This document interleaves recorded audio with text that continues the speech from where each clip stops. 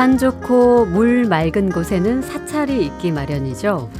번잡한 도시에서 벗어나 수행자들의 공간에 들어서면 종교와 상관없이 편안한 마음이 드는데요. 오랜 시간 자리를 지켜온 국보와 보물, 또 역사가 담긴 건축까지 느낄 수 있으니 더욱 소중한 공간입니다. 오늘은 문득 찾은 사찰에서 을에 지나쳤던 것들의 의미를 찾아보려고 합니다. 멋진 안내자가 되어줄 문화학자 노승대 선생님과 함께하겠습니다. 어서 오십시오. 예, 반갑습니다. 반갑습니다. 국악방송 성취자 여러분, 예, 네. 반갑습니다. 네, 와주셔서 감사드리고요. 네. 선생님께서는 꽤 긴 시간, 지난 한 40여 년 동안 전국을 다니시면서 우리 문화유산 답사를 해오셨다고 들었습니다. 네, 그렇죠. 네, 그리고 사찰을 구석구석 살피시면서 이제 책으로 또 엮어서 소개하기도 하셨다고 들었는데 어떤 책들이 있을까요? 네, 이제 요 근래 이제 사찰에 관해서 이제 그 세 권을 출간을 했어요. 네. 그래서 사찰에는 도깨비도 살고 삼신할미도 산다. 네. 제목이 아주 재밌습니다. 네, 그다음에 이제 사찰 속 숨은 조연들, 또 사찰에 가면 문득 보이는 것들 네, 이렇게 썼는데 도깨비도 살고 삼신할미도 산다는 세종도서에 선정이 됐어요. 네. 와, 또 그 쉽지 않은데요. 그렇죠. 네. 사찰 속 사찰에 가면 문득 보이는 것들도 세종도서에 선정이 됐어요. 네, 그리고 도깨비도 살고 삼신할미도 산다는 2020년도 불교 출판 문화상 대상을 받았어요. 네. 최고 큰 상이거든요. 네. 그래서 축하드립니다. 네. 네. 네. 근데 그 책을 쓰고 난 다음에 그 김한수 조선일보 대기자가 전화를 했어요. 네. 왜 전화를 했는 거니? 자기는 이런 책의 내용을 처음 봤다고. 네. 그렇게 전화를 했더라고요. 네. 만나자 그래서 만났더니 대개 이제 민속학자는 민속 얘기만 하고 그렇죠. 불교 학자는 또 불교 얘기만 하는데 이 두 가지를 섞어 썼기 때문에 이건 참 너무너무 재밌다고 네. 그러면서 그 조선일보에 대서 특필을 하는 바람에 네. 그 책이 아주 전국적으로 많이 팔렸죠. 와. 역시 이제 이야기를 시작하시니까 아까 처음에는 굉장히 사실은 조금은 수줍게 들어오셨는데 눈빛 반짝반짝 빛나시고요. 네. 에너지가 느껴지거든요. 지금 책 소개해 주셔서 너무 그 이야기가 궁금해집니다. 네. 처음에 그 19년에 나온 책이죠. 그 사찰에는 도깨비도 살고 삼신할미도 산다. 네. 굉장히 책 제목을 잘 지은 것 같아요. 굉장히 네. 인상적이고 네. 일단은 우리가 사찰에 가면 사찰을 떠올리면 이제 부처님과 스님들만 계시는 곳으로 대체적으로 알고 있습니다만 그렇죠. 네. 웬 도깨비와 삼신할머니 이야기가 여기에 있는지 네. 얘기 좀 풀어주세요. 네. 그게 이제 그 사찰이라는 게 예. 불교 문화뿐만 아니라 여러 가지 문화가 복합되어 있는 복합 공간이에요. 사실은 예를 쉽게 얘기하자면 한국 불교 문화 네. 그러면 일본 불교 문화나 중국 불교 문화, 인도 불교 문화하고 다르겠죠. 네네. 인도하고 똑같은 그냥 인도 불교 문화잖아요. 그렇죠. 근데 예. 한국에 와서 한국화되면서 한국 불교 문화가 형성된 거잖아요. 네네. 그러니까 그 전에 있었던 불교 유입 이전에 있었던 우리의 전통 문화나 신앙 이런 것들도 다 불교 속에 들어오게 되고 또 그 이후에 이제 도교 뭐 유교도 들어오니까 예. 이런 것도 또 요소요소에 들어가게 되거든요. 네. 그래서 사찰이긴 하지만 한국의 모든 문화가 융섭돼 있는 융합돼 있는 곳이 사찰 영역이에요. 네. 그래서 이제 자세히 이제 찾아보면 여러 가지를 알 수가 있었고 저는 이제 사람들 데리고 33년을 다녔으니까 네. 또 해설을 해야 되고 네. 그러니까 공부를 안 할 수가 없고 그러면서 이제 생기는 의문들을 이제 이제 차츰 정리하게 된 거죠. 네. 네, 그러니까 왜 도대체 저분들이 여기 와서 서 있나. 쉽게 얘기해서 큰 절에 가면 금강문 이렇게 있으면 금강 역사가 있어요. 네. 또 금강 역사는 왜 여기 와 있지? 네. 절을 지키는 뭐 신장이다 그러는데 사천왕이 또 있잖아요. 그렇죠. 근데 왜 이중으로다가 이렇게 설치를 했나? 네. 근데 이런 게 다 궁금했던 거죠. 네, 네. 그래서 이제 그걸 찾다 보니까 이제 정리가 됐던 거죠. 그 예. 정리된 내용을 책으로 전부 정리한 거예요. 예. 네. 자, 그 얘기가 되게 흥미롭습니다. 사찰이 복합 공간이다. 네. 그리고 한국의 불교 문화라는 것이 성립이 되기까지, 그러니까 새로운 불교가 유입되기 이전에 우리만 갖고 있었던 전통 무속 신앙 같은 것도 있기 때문에 그렇죠. 당연하죠. 그런 것들이 결합이 되고 융합융섭이 되었다. 그렇죠. 그것이 이제 사찰이라는 한국적인 공간 안에 다 담겨 있는 것이다. 네. 그래서 다 공존하고 있어요. 도깨비도 살고 삼신할머니도 그렇죠. 있다. 네. 이 말씀인 거네요. 네. 어제가 이제 부처님 오신 날이기도 했는데 뭐 꼭 불자가 아니라 하더라도 네. 그 많은 사람들이 약간의 치유, 힐링 이런 걸 하고 싶을 때 사찰을 떠올리기도 하거든요. 그래서 슬쩍 그렇게 여행 삼아 가시는 분들도 계시는데 선생님께서는 어떻게 이 사찰에 대해서 관심을 갖게 되기 시작하셨나요? 네, 이제 그거는 이제 우선 저희 스승님의 큰 영향이죠. 네. 제 스승님이 이제 에밀레 박물관을 세우신 조자용 박사님인데 네. 1983년도에 처음 뵀어요. 근데 이분은 원래 평양 사범을 나오신 분이에요. 네. 그리고 22살에 미국 유학을 가서 밴더빌드 공대하고 하버드 대학원을 나오셨어요. 네. 전공이 구조공학이에요. 네. 그래서 많은 건축물들을 설계하셨는데 뭐 경북대학교 본관, 뭐 동산병원 많은 것들 마지막 지으신 것이 지금 정동에 있는 미국 대사관 관저. 네. 네, 그게 하비브 하우스라고 그러죠. 네. 네. 그걸 마지막 지으셨거든요. 그런데 1980년대 처음 뵈니까 이분이 한옥을 짓고 방바닥에 멍석을 깔아놓고 사시는 거예요. 네. 아니 최고 엘리트인데 이 네. 시대에 왜 이 한옥을 짓고 이 멍석을 깔고 좌식 생활을 하면서 사시지? 이게 뭐지? 이분이 이제 대해서 이제 궁금증이 생긴 데다가 네. 그때 당시는 민화로 많이 알려졌어요. 네. 네. 지금 민화를 그리는 사람이 한 20만 명 된다 그러는데 그 민화에 대한 해설서를 한글로다가 처음 쓰셨어요. 네. 1972년도 거예요. 한국 민화의 멋이라고. 네. 예, 일본 사람들은 미리 진작 썼죠. 야나기 무네요시가 한국 민예에 대해서 민화에 대해서 썼는데 그분이 한국엔 이렇게 아주 좋은 우수한 민화가 있는데 왜 이걸 연구하고 쓰는 사람이 없냐고 글을 남겨놨어요. 네. 그걸 보시고 충격을 받으셨어요. 그래서 직접 하셨군요. 네, 그래서 그때부터 이제 호랑이 민화를 모으고 네, 이러면서 한호의 미술이라는 책도 쓰시고 민화를 갖다가 정립시키기 위해서 노력을 많이 하셨죠. 네. 1970년대, 80년대에 이미 까치호랑이나 민화들을 갖고 이미 해외 전시를 다 다니셨어요. 네, 네. 언젠가는 이게 틀림없이 뜰 거다 이렇게 네. 생각하셨는데 예. 결국 캐대헌으로 떴죠. 네, 그러네요. 정말이네요. 아니, 근데 그런 거를 그러면은 보고 이제 스승님이시니까 그 네. 작업 과정을 쭉 보셨을 거고 그렇죠. 그 영향이 어떻게 이 사찰 문화까지 이어지게 된 걸까요? 예. 선생님에게까지. 그러면서 이제 10년을 제가 모셨어요. 예. 83년부터 뭐 행사하거나 전시하거나 이런 거 뭐 항상 이제 보조 역할로 쫓아다니고 하면서 이제 모셨는데 그러면서 자기도 모르게 문화유산에 대한 호기심이 생겼어요. 네. 그래서 저 혼자 이제 찾아다녔어요. 시간 날 때마다. 그러면서 국보 1호, 2호, 3호 이렇게 찾아다녔거든요. 네. 그러면서 이 국보 번호는 어떻게 매겨진 거지?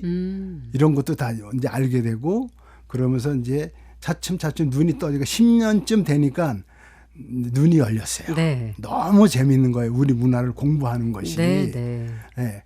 그러고 나서 이제 사찰에 가니까 그것도 이제 보이기 시작하는 거예요.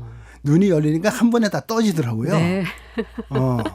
그래서 이게 너무 재밌구나 그러면서 93년도에 이제 제가 출판사를 맡게 돼가지고 네. 출판사에서 이제 처음으로 답사팀을 하나 만든 거예요. 바라멜 문화기행이라고. 예. 그 팀이 지금까지 같이 다니고 국내뿐만 아니라 해외도 다니고. 예. 네, 그래서 전달에는 이제 대만을 다녀왔어요. 네. 네, 그렇게 이제 순수한 이제 성지순례가 아니라 문화기행으로 네. 문화적으로 사찰이든지 서원이든지 또 민가든지 이런 집들을 보자.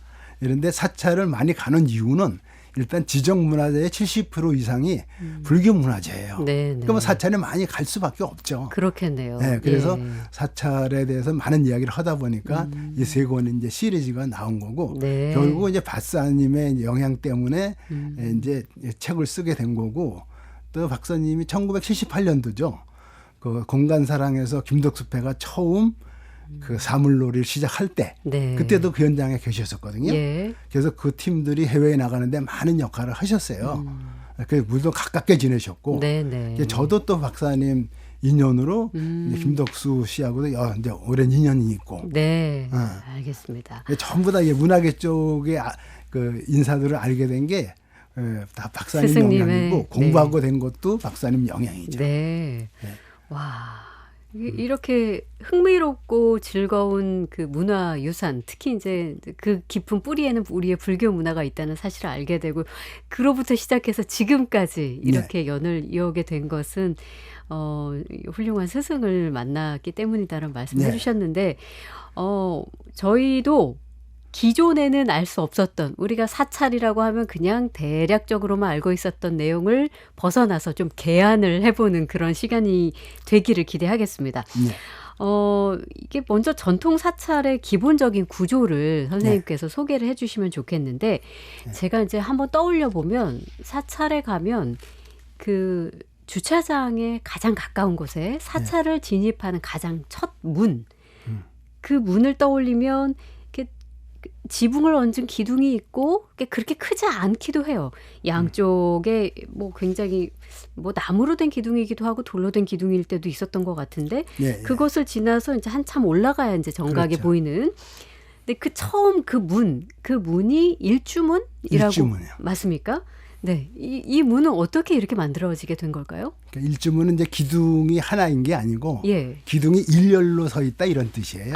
그러니까 두 개가 서든 네 개가 쓰든 일렬로 서 있기 때문에 일주문이라고 그러는 거고 그 위에 이제 지붕을 얹은 구조잖아요. 거기에 이제 현판이 달려 있죠. 문패처럼 무슨 산, 무슨 절 이렇게 무슨 사 이렇게 써 있잖아요. 그래서 이제 문패 역할을 하는데 기둥이 하나이기 때문에 여러 가지 이제 의미를 담고 있어요. 여기서부터는 부처님 세계로 들어가는 이제 경계점이다. 그러니까 마음을 한 곳으로 모아서 부처님 법을 생각하면서 진실된 마음으로 돌아라 이런 뜻을 담고 있거든요. 그래서 일단 그러니까 신도들은 이제 그 일주문에 들어갈 때 대개 이제 합장을 하죠. 여기서부터 이제 경건한 마음으로 이미 부처님 경계에 들어가는 거니까. 그래서 어디나 이제 그런 일주문들이 이제 중요하게 자리를 차지하고 있죠. 그리고 이제 일주문을 지나면 있었던가요? 그 우리가 이제 흔히 알고 있는 사천왕상 그 지나서 있나요, 보통? 그렇죠. 그 사이에 이제 큰 절은 금강문이 있고, 그 다음에 사천왕문이 있고, 작은 절의 경우에는 그냥 사천왕문이 있고 이런 식으로 돼 있죠. 전부 다르군요. 그러면 이제 그 사천왕을 좀 살펴보고 싶은데.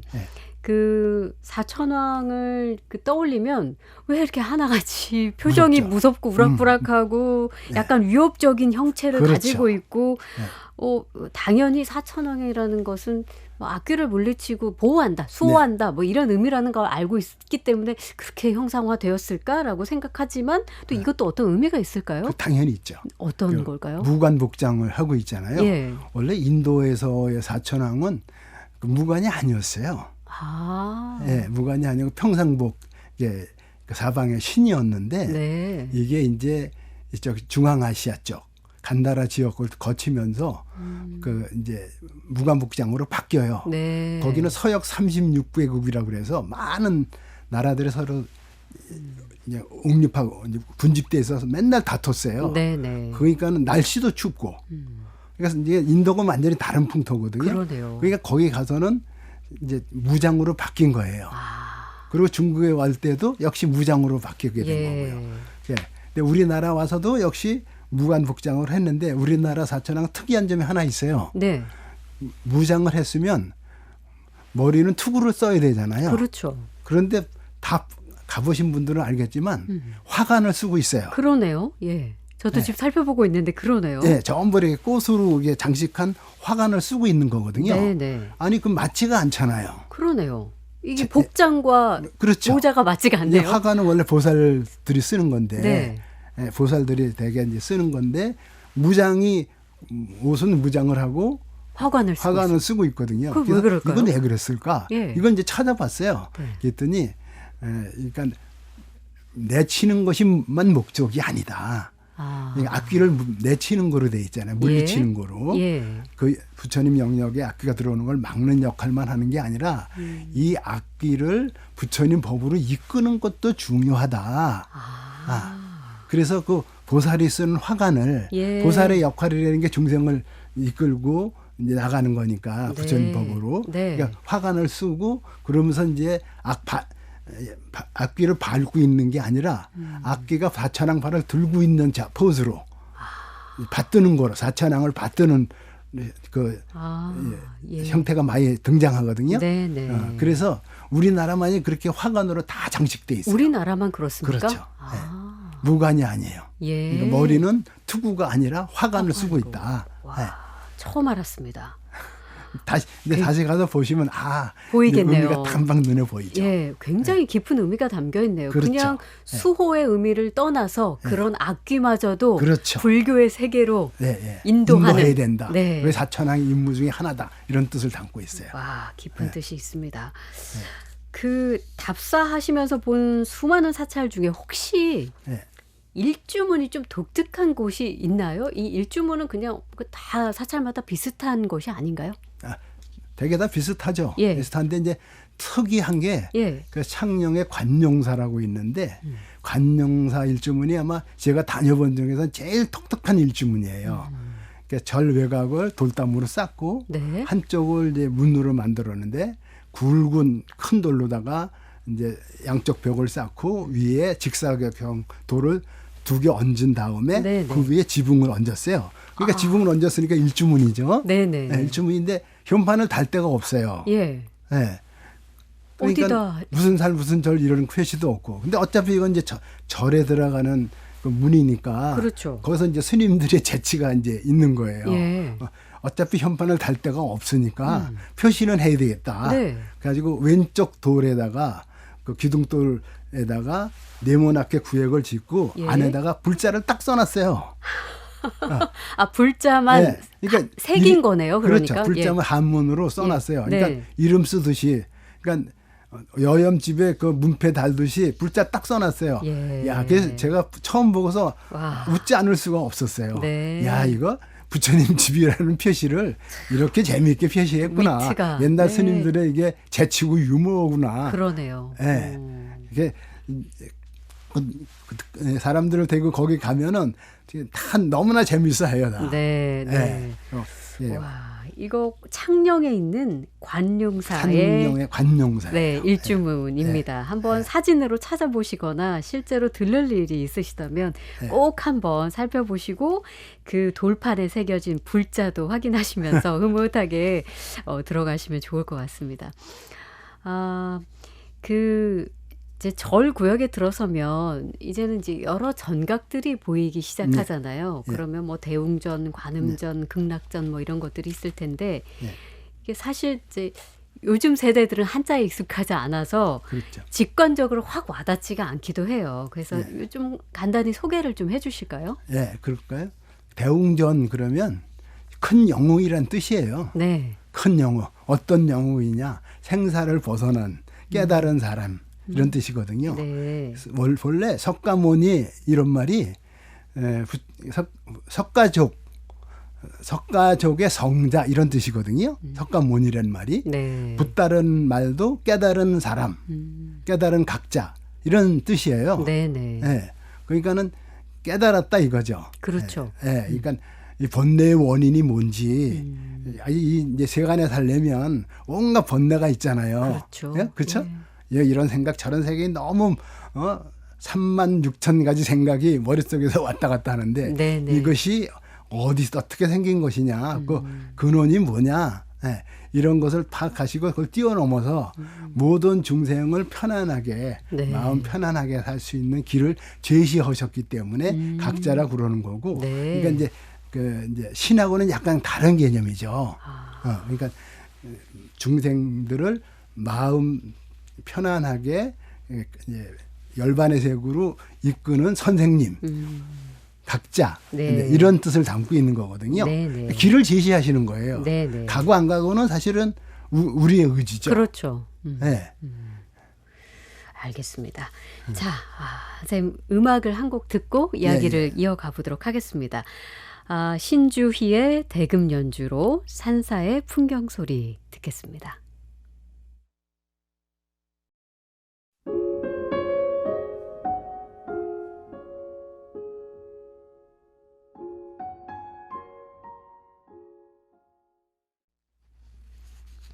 신주희의 대금 연주, 산사의 풍경 소리 듣고 왔습니다. 국악방송 박혜진의 문화시대 초대석 부처님 오신 날을 맞아서 문화학자 노승대 선생님과 함께 전통 사찰에 숨어있는 다양한 상징을 살펴보고 있습니다. 선생님 우리가 아까 대웅전 이야기 잠깐 해주셨잖아요. 큰 영웅, 생사를 벗어난 큰 영웅을 큰 태과문의 부처님. 네. 그걸 모신 곳이 대웅전이라는 대웅보전 이렇게 쓰는 거죠. 그리고 이제 뭐 관음전, 극락전 몇 가지를 조금 더 소개해 그렇죠. 주신다면요. 그런데 그때 이제 시간이 지나면서 석가모니 부처님이 돌아가시고 난 다음에 이제 사람들이 생각한 거예요. 석가모니 부처님은 이 세상에서 났다가 돌아가셨는데 그럼 이 세상이 아닌 다른 세계에도 부처님이 계실 거 아니냐? 네. 다른 세계에, 네. 다른 세상에 그렇게 출현하는 게 이제 서방 세계의 그 극락 세계 교주신 이제 아미타 부처님. 네. 그래서 극락전이나 무량수전에는 아미타 부처님을 모시고 동쪽에는 약사열애불이 계시다. 그래서 약사열애를 이제 모시게 된 거예요. 그러니까 다른 세계의 부처님이죠. 근데 서방 세계는 이제 우리가 죽어서 간다고 보통 얘기하는 거고. 그리고 이제 또 이제 관음정 같은 경우는 관음은 자비를 상징하잖아요. 중생을 건지시는 자비를 상징하기 때문에 그런 데는 이제 관세음보살님을 모시고 또 이제 지장보살님도 모시는데 지상보살님은 이제 지옥의 중생까지도 다 성불할 때까지 자기는 성불하지 않겠다는 원력이 있거든요. 근데 이것이 다 무슨 소리냐면 부처님이 가지고 있는 덕성, 그러니까 무량한 지혜, 무량한 자비, 그러니까 한량없는 수명, 이게 다 부처님이 가지고 있는 건데 이것이 분화돼서 나타나는 하나의 성품이라고 보시면 돼요. 그러니까 문수의 지혜, 뭐 보현의 행원 이런 것들이 부처님은 다 가지고 계시다는 거죠. 근데 이 부처님의 성품은 부처님만 가지고 계시냐? 아니다는 거죠. 중생도 다 똑같이 가지고 있다는 거예요. 근데 그걸 부처님 가끔 되려면 그럼 중생은 어떻게 해야 돼요? 수행을 해야 되는 거죠. 그렇죠. 부처님과 똑같은 성품을 가지고 있는 거니까. 그래서 그걸 수행하려면 어떻게 해야 되느냐? 문수의 지혜가 필요하고 행원, 끝없는 정진도 필요하다. 이런 것이 다 개별적으로 나타나는 것이 이제 보살님들이고 그런 거죠. 그러니까 총체적인 부처님의 덕성을 여러 갈래로 표시하는 거고 중생이 깨닫기 위해서는 또 필요한 덕목이기도 하다. 이렇게 이해하시면 됩니다. 알겠습니다. 그 사찰에 보면 아까 이제 뭐 아까 도깨비와 삼신 할머니도 산다 그런 말씀도 해주셨습니다만 그 진짜 산신이나 용왕을 모시는 전각을 두기도 한다고. 그렇죠. 네, 그렇습니까? 이제 산신각이나 용왕각, 칠성각. 이건 사실 불교하고 상관이 없어요. 그런가요? 우리 전통신앙에서 온 거죠. 우리 전통의 민간신앙. 민간신앙에서 오래된 신앙이에요. 그러니까는 이제, 요거는 이제 시대하고 관련이 있어요. 1800년에 정조가 죽었어요. 정조가 죽고 난 다음에 이제 바로 60년 안동김씨 세도 정치가 시작이 돼요. 굉장히 민간의 삶이 어려워지기 시작합니다. 왜냐하면 관리들이 매관매직을 하고 그리고 또 서원은 서원대로 지방의 백성들을 못 살게 굴고 뭐 공납하라는 거죠. 뭐 해와라, 뭐 해라고. 또 이제 이 관리들은 관리들대로 그냥 또 죽은 사람도 세금을 막 매기고 이래가면서 점점 어려워지기 시작하거든요. 네. 그러니까 민간의 살림이 어려워지면 어디도 어려워지겠어요. 절집도 어려워지죠. 그렇죠. 그렇잖아요. 네. 결국 민간의 백성들이 와야지 먹고 사는 게 네, 절인데 네, 네. 백성이 오질 않으니까 그럼 어떻게 하느냐. 지금 민간에서 이제 가지고 있는 신앙 그게 가장 그 대표적인 것이 산신하고 실성하고 용왕이에요. 아, 네. 네. 그래서 그 세 분을 각각 모시는 정각이 절에 들어옵니다. 1800년 이전에는 그런 정각 없습니다. 없어요. 예. 네. 그러니까 민간 신앙을 불교에 흡수하게 된 건데 그런 연유는 네. 워낙 혹독한 시대였기 네. 때문에 살아남기 위해서. 이 민중을 사찰로 예. 와서 서로 그 행을 빌고 예, 평탄한 세상을 기원하게 만들기 위함이었네요. 네, 그렇죠. 그러니까 원래 이제 세 신들도 그 백사위라고 그래서 신중 예. 절을 지키는 여러 신중에 포함은 돼 있었어요. 그렇지만 각각의 정각은 없었던 거예요. 그런데 백성들은 아직도 그렇게 믿고 있으니까 그렇죠. 산신각에 가고 칠성각에 가고 용왕각에 가니까 그거를 절에 이제 들어와 가지고 이제 자리 잡게 된 것이죠. 네. 네. 근데 그렇군요. 세 신앙은 원래 전통 신앙인 삼재 사상에서 온 거예요. 네네. 삼재 사상이 도상으로 난 게 삼태극이잖아요. 삼태극을 삼재태극이라고 하거든요. 네. 천지인. 네네. 근데 천지인이 신격화되면 천은 하늘은 칠성이고, 네. 예, 지 땅은 산신이에요. 예. 근데 인은 뭐냐면 사람만 얘기하는 게 아니라 천지간의 모든 중생을 다 얘기하는 거예요. 네. 천지간에 살고 있는. 근데 이 중생은 뭐가 기본이냐 하면 물이거든요. 네. 우리 인체에도 80%가 물이잖아요. 그렇죠. 예. 그러니까 물을 상징하는 용왕이에요. 예. 예, 요 신격화되면 그렇게 되는 거예요. 네. 요 세 신이 합쳐져서 절에 들어와서 각각의 정각에 자리 잡은 게 지금 남아 있는 거고 그 셋을 합해 놓은 것이 삼성각이 된 거예요. 그렇군요. 새롭게 알았습니다, 정말. 그래서 또 궁금해지는 지점이 지금 아까 용왕 얘기를 또 하셨기 때문에 그 사찰을 수호하는 동물들을 한번 떠올려 봤거든요. 그러면 이제 보통 예를 들면 뭐 용맹한 동물, 호랑이가 가장 많이 떠오르기도 하고 뭔가 이렇게 듬직하고 뭔가 수호가 가능한 그런 어떤 포유 동물을 떠올리는데 물고기나 거북이 같은 예를 들면 수중생물도 조각되어 있는 경우도 있더라고요. 이게 어떤 이유일까요, 이요? 이제 뭐 거북이, 물고기, 이제 수달, 뭐 개구리, 뭐 온갖 수중생물이 법당 천장에 다 이제 등장을 하게 되는데, 요건 임진왜란하고 아주 밀접한 관계가 있어요. 임진왜란 때 전국의 사찰이 거의 다 탔거든요. 처음 왜군들이 쳐들어왔을 때는 사찰을 태우지 않았어요. 왜냐하면 자기네들도 불교 신자들이잖아요. 일본도 불교화 됐었으니까 사찰을 안 태웠는데 우리나라에서는 못 보던 이 일들이 벌어졌어요. 왜군이 생각을 못한 거예요. 예, 군인끼리만 싸우는 게 아니라 어디서 남대없이 의병이 나타난 거예요. 의병까지는 좋은데 웬 또 승병이 나타난 거예요. 승려들이 청칼을 들고 싸우러 냈었던 건 이해가 안 된 거예요. 근데 싸우기도 또 너무 잘 싸우는 거예요. 산도 너무 잘 알고. 이러니까는 1년 뒤부터 불국사도 1년 뒤에 타거든요. 전쟁이 일어난 지 1년 뒤에 불국사가 타게 돼요. 그때부터 승군들이 완전히 일본의 적군이 됐어요. 그러면서 절만 만나면 다 태우기 시작했어요. 승병의 근거지가 되니까. 그래서 정유재란 때 1597년도에 이제 전라도 땅에 일본군이 처음 들어갔잖아요. 하나도 안 남겼어요. 모조리 다 태웠습니다. 그래가지고 그 전라도 지역에는 딱 사찰 건물이 2개 남아 있어요. 강진 무의사 극락전하고 장흥 보림사 사천왕문 딱 2개 남고는 한 점도 없습니다. 그 정도로 이제 아주 씨를 말리다시피 했죠. 그러고 나서 다시 건물을 짓게 되니까 화재가 제일 무섭잖아요. 이거를 어떻게 막냐. 그러니까 상징물이 등장한 거예요.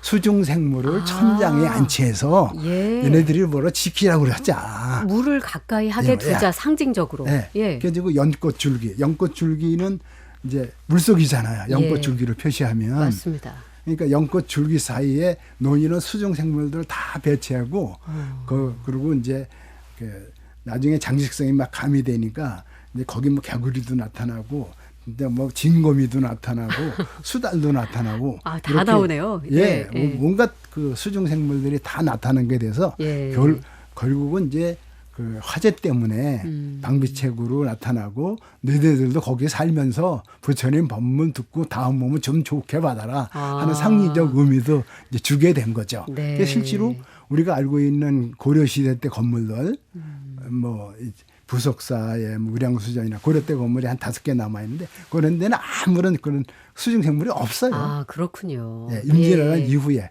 네. 나타난 거예요. 그렇습니다. 네. 아까 그 책을 좀 계속 끌고 오고 싶은데 삼신할머니나 산신은 네. 이제 사람들의 어떤 소원을 들어주는 존재잖아요. 그러다 그렇죠. 보니까 아무래도 사찰에 뭔가를 빌고 싶은 사람들이 당연히 네. 사찰에 들르면 삼신할머니나 산신이 있다면 편안함을 느낄 테니까 당연히 그 존재가 있을 것 같다는 생각도 듭니다만 네. 도깨비가 있다는 얘기는 처음 들어서 왔습니다. 그러니까 도깨비라 하면은 굉장히 두려운 대상이고 어떻게 보면 악으로 대표될 수 있는 상징일 수 있는데 도깨비를 사찰에 새기게 된 이유는 뭘까요? 네, 이제 도깨비는 옛날 이제 그 기록에 볼수록 이제 비는 대상으로 섬겼어요. 네. 지키는 대상으로. 네. 그러니까 우리가 도깨비 하면 우선 이제 옛날 얘기가 많잖아요. 그렇죠. 뭐 이제 사람한테 잘 속기도 하고 또 사람한테 돈을 빌려주면 매일 와서 갚아요. 네. 그러니까 도깨비한테 돈만 벌면 떼부자가 된다는 거예요. 예. 어수룩하기도 하고 그런데도 신비한 능력을 가지고 있기 때문에 만만한 존재는 아닌데 요게 이제 그 부요외리 그 절토에서 발견된 거에 도깨비 문이 연꽃 도깨비 문이 벽돌이 있어요. 네. 지금 공식 명칭이 그렇게 돼 있어요. 옛날엔 뭐 한자로 했는데 못 알아들으니까 연꽃 좌대 위에 도깨비가 서 있는 거예요. 예. 네. 그게 무슨 뜻이냐 이거죠. 네. 연꽃 좌대는 부처님이나 보살님들이 앉는 자리잖아요. 서 있거나 앉는 자리인데 거기에 도깨비가 올라가 있는 거예요. 예. 그러니까 이건 도깨비를 모셨다는 뜻이거든요. 그러네요. 네. 그리고 또 산수 문양, 산경치에 이제 서 있는 도깨비도 있어요. 네. 이렇게 어깨를 막 이렇게 하고 이제 가슴을 다 드러낸 도깨비가. 어깨가 당당한 도깨비 형태로 돼 있으니까 그러니까 사람 모습이긴 한데 발가락이 3개고 뭐 좀 특이한 저기로 다 이렇게 만들어져 있거든요. 네. 그래서 섬기는 모양으로 이제 만들어진 것이 그 머리만 따가지고 이제 이 기와에도 올라가고 이것이 계속 조선시대까지도 내려와요. 네. 네. 약간 간략화되게 만들어지지만 신라의 도깨비 기와처럼 계속 삼국에서 다 이제 있었던 거고 그런 이제 벽돌이 백제에서 이미 출현을 한 거고 그래서 그것이 누구를 본뜬 거냐 막 이래가지고 이거는 그 우리 역사상에서 그 치우장수 그 이제 환웅 중에 그 치우장사라고 중국의 황제하고 싸웠던 제일 싸움을 잘했던 장수의 얼굴이 모델 아니냐 이래 가지고서 그 2002년 월드컵 올림픽에 붉은 악마의 엠블럼이 거기서 따온 거거든요. 그런가요? 예. 네. 그게 도깨비에서 따온 거예요. 네. 치우장수 얼굴일 것이다. 그게 우리 민족의 지킴이 역할을 한 얼굴이라고 생각을 해서 그게 이제 월드컵까지 이제 등장을 하게 된 겁니다. 네. 와, 과거와 현재가 이렇게 이어지네요. 그렇죠? 이번에는 그럼 좀 법당을 나와서 마당으로 함께 가볼까요? 제가 이제 실제로 가고 싶습니다만 상상으로 답사를 함께 가보도록 하겠습니다.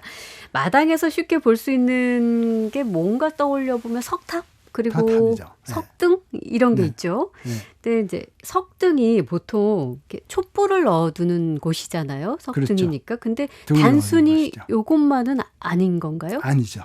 예. 예. 예, 아주 깊은 의미가 있죠. 왜냐하면 석등은 다른 나라에는 없어요.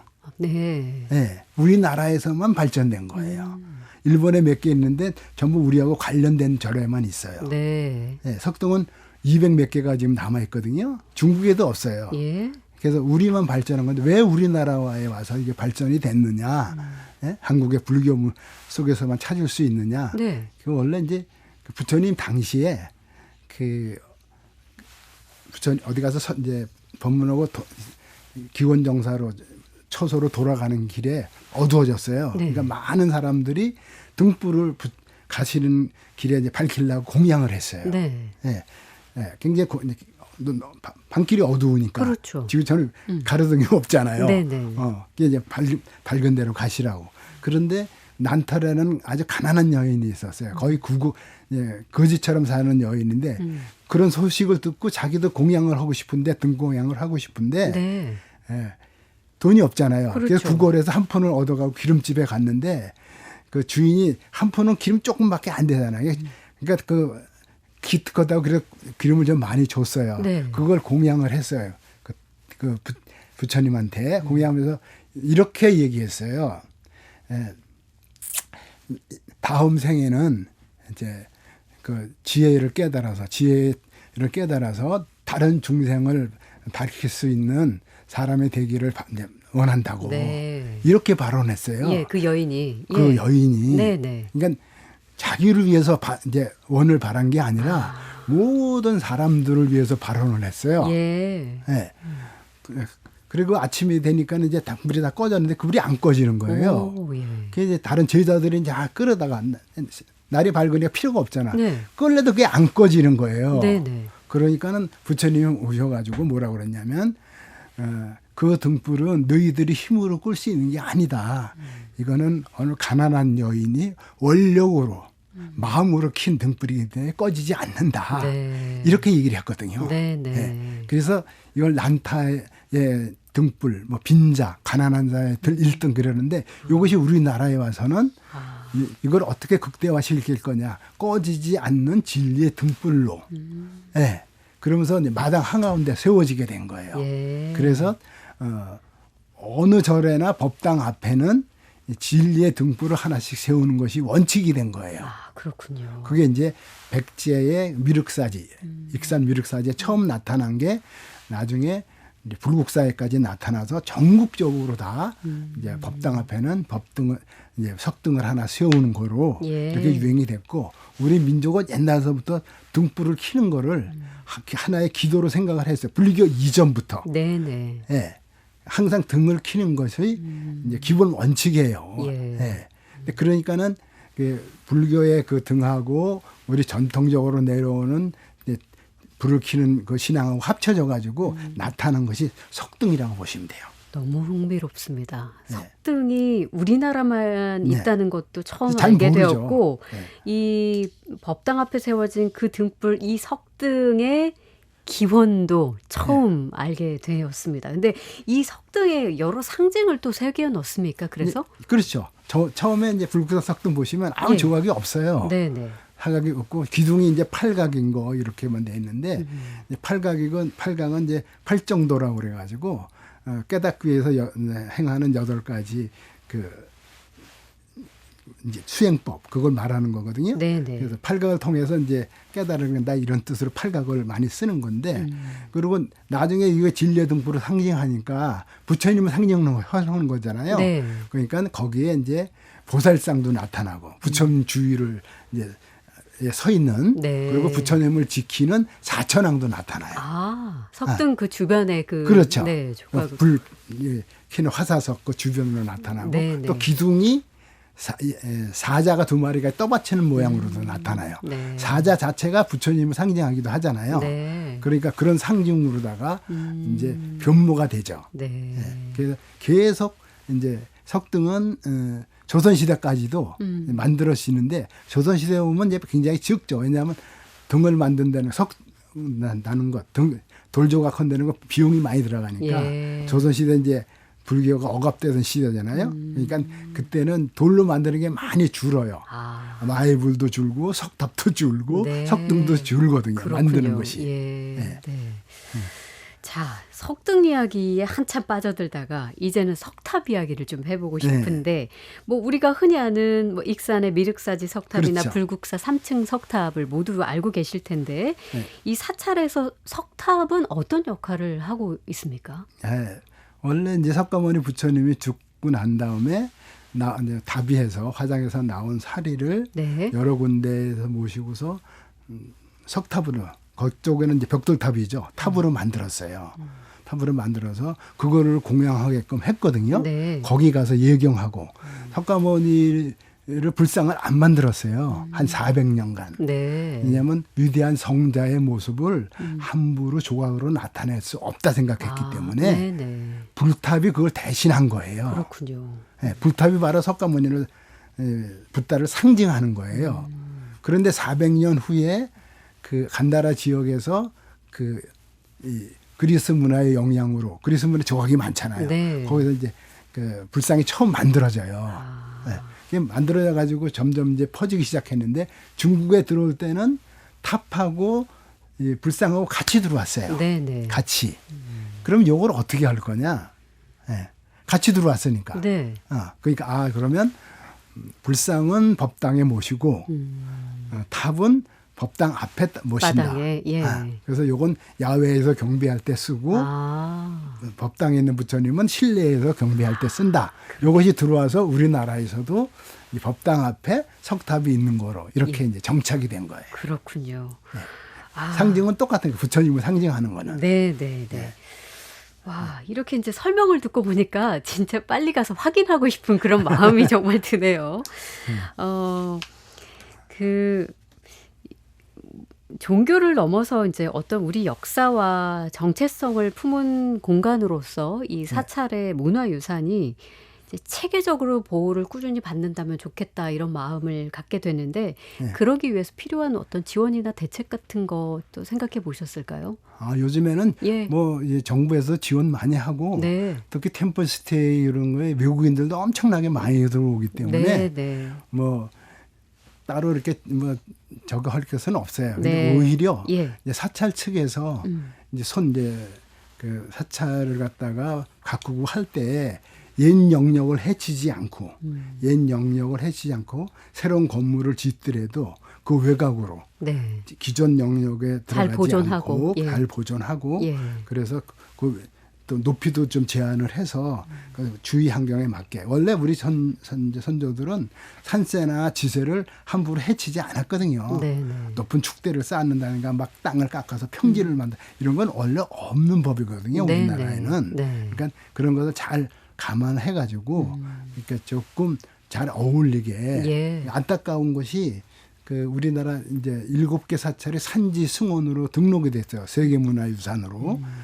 근데 거기에 해인사하고 송광산 못 들어갔어요. 그러니까 새로운 건물들을 이제 이렇게 안 치다 보니까 심사에서 그런 이유 안 된 때문에 거예요. 그러니까 결국은 이제 제일 좋은 절이기도 하면서 이제 오히려 그 산지 승원들은 그 선정이 안 됐거든요. 그러니까 그런 걸 보더라도 앞으로는 사찰 이제 조경이나 이런 계획을 잘 해서 그러니까 누구나 가도 편안하게 느낄 수 있게 이런 환경을 조성하는 것이 좋겠다 이렇게 생각하고 있습니다. 알겠습니다. 선생님 마지막 질문 드리겠습니다. 앞으로 계획 그리고 학자로서의 어떤 목표 이런 거를 간략히 말씀 주신다면요. 사찰에 대한 건 제가 쓰고 싶은 건 다 썼고요. 그리고 이제 제 스승님이 만년에 5가지를 우리 문화의 상징 코드라고 얘기하셨어요. 또 이제 아까 말한 도깨비, 이제 호랑이, 용, 그 다음에 거북이, 봉황. 그런데 이 3개는 전시하고 돌아가셨는데 거북하고 봉황은 전시 못하고 돌아가셨어요. 그래서 그러면 자료가 없으니까 전시는 못하더라도 책은 내가 써야 되겠다 생각을 했거든요.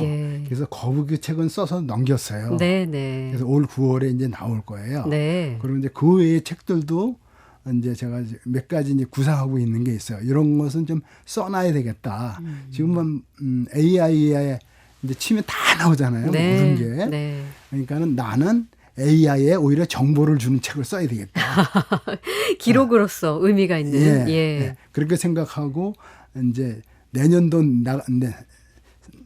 이제 출판될 책을 쓰고 있습니다. 네. 응원을 드리겠습니다. 꼭 네. 나오면 다시 모실 수 있기를 기대하겠습니다. 국악방송 박혜진의 문화시대 초대석, 지금까지 문화학자 노승대 선생님과 함께했습니다. 고맙습니다. 네, 고맙습니다.